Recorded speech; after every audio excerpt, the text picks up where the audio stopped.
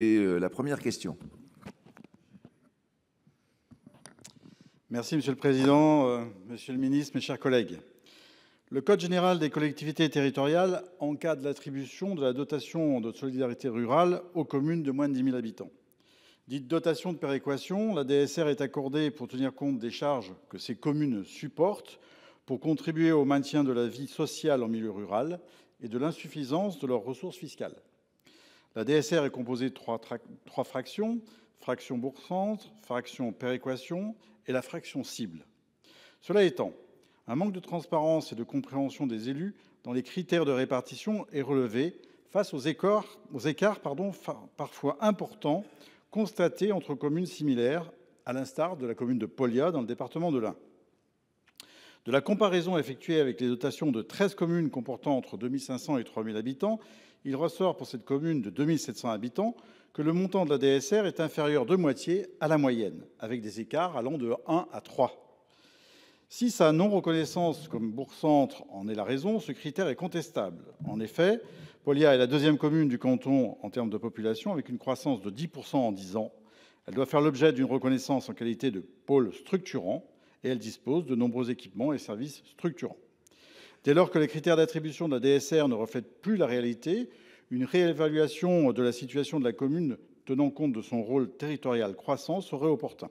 Aussi, Monsieur le Ministre, le gouvernement envisage-t-il de prendre des mesures pour réformer le mécanisme de la DSR afin d'assurer un financement plus équitable en adéquation avec les réalités et besoins de nos communes? Je vous remercie. Merci, Monsieur le Ministre.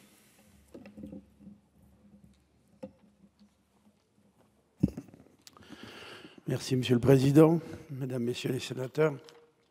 Monsieur le sénateur, vous interrogez le gouvernement sur les conditions d'octroi de cette dotation de solidarité rurale et les écarts qui sont parfois importants entre communes comparables.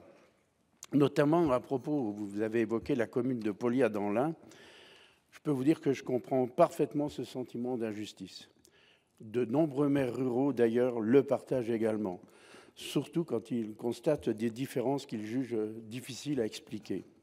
Alors, la DSR repose sur un ensemble de critères qui sont prévus par la loi, qui évoluent chaque année. C'est la population, le potentiel financier, les dépenses d'équipement, le revenu moyen ou encore le rôle de centralité.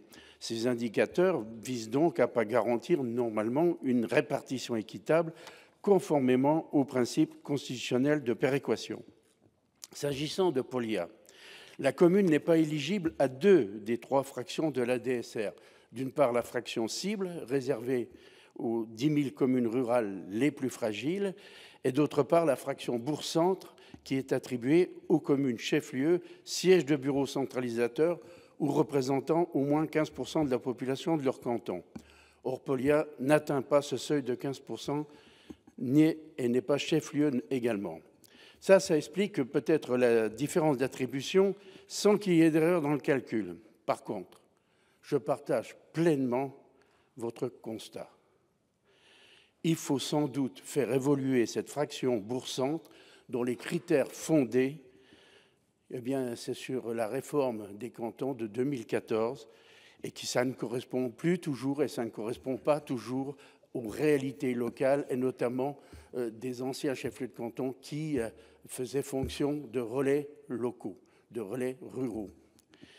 Ça veut dire que je crois qu'il faut aussi envisager, réfléchir à d'autres critères, notamment le critère de surface, critère auquel je tiens personnellement. Mais cette réflexion, elle est engagée dans le cadre des travaux sur la réforme des dotations. Elle devra être en lien étroit avec les élus, les associations d'élus, car toute modification a des effets redistributifs importants. Je veux vous dire, Monsieur le sénateur, que le gouvernement reste pleinement mobilisé pour rendre ces dotations plus lisibles, plus justes et plus cohérentes avec les réalités vécues par nos communes rurales. Je peux en parler en connaissance de cause. C'est donc l'esprit même de la solidarité que nous voulons renforcer.